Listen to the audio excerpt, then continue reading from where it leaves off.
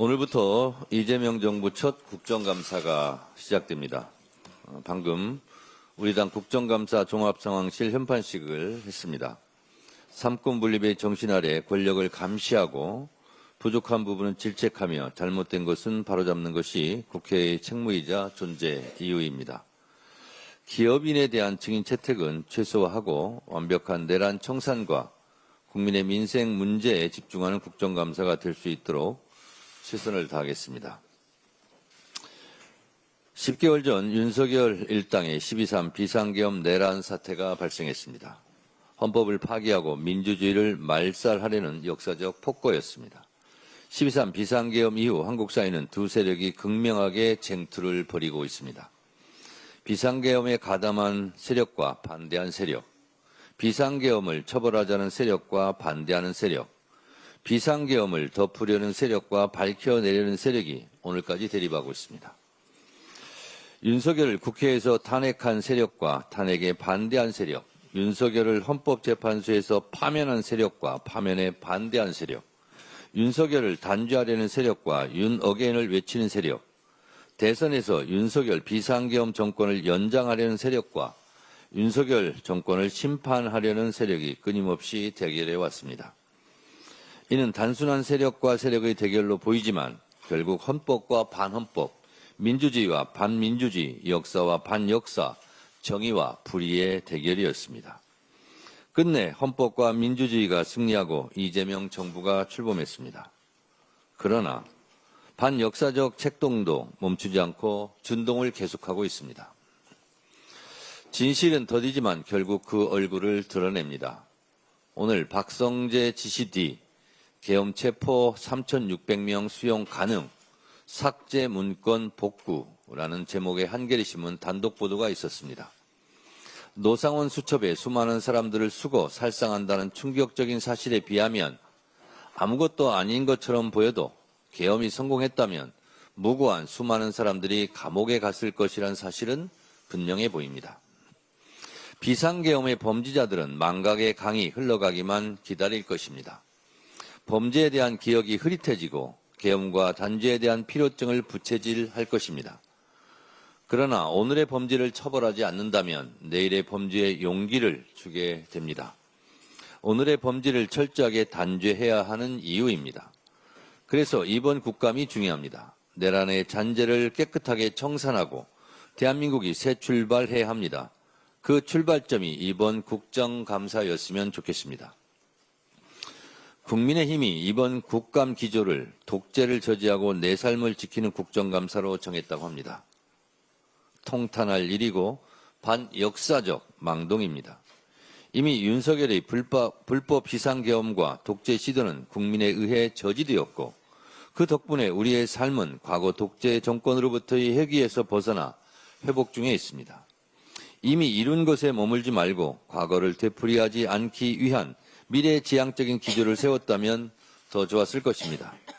이번 국정감사가 내란 청산을 위해 힘을 합칠 수 있는 기회라고 생각해 주시길 바라며 늦게라도 국민의힘이 국정감사 기조를 변경하길 촉구합니다. 오늘 있을 대법원에 대한 국회 법사위 국정감사는 사법개혁의 분수령이 될 것입니다.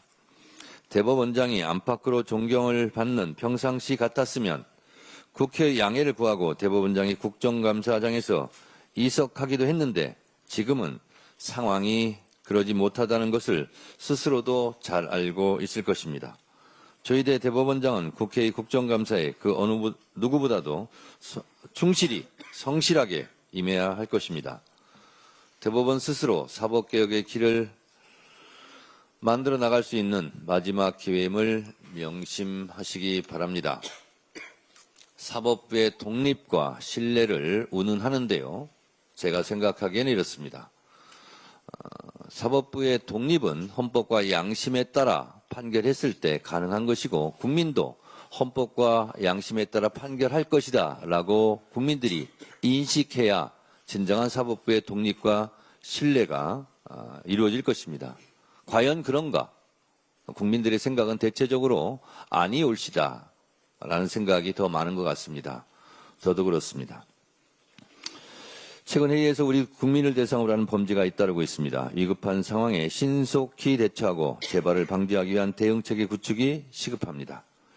이스라엘에 구금되었던 우리 국민이 정부와 외교당국의 노력으로 무사히 석방되었습니다. 국민의 생명과 안전을 위해 최선을 다했을 외교관계 당국자들께 진심으로 감사드립니다. 김하연 활동가의 안전 귀국을 환영합니다. 또 캄보디아 내 범죄 집단에 감금당했다가 구출된 한국인 2명의 경우에는 우리 당 박찬대 의원실의 신속한 구조 요청과 외교당국의 공조로 무사히 고국의 땅을 밟을 수 있었습니다. 천만다행입니다. 하지만 아직도 해외 어딘가에서 애타게 구조를 기다리는 우리 국민들이 더 있을 것으로 추측됩니다.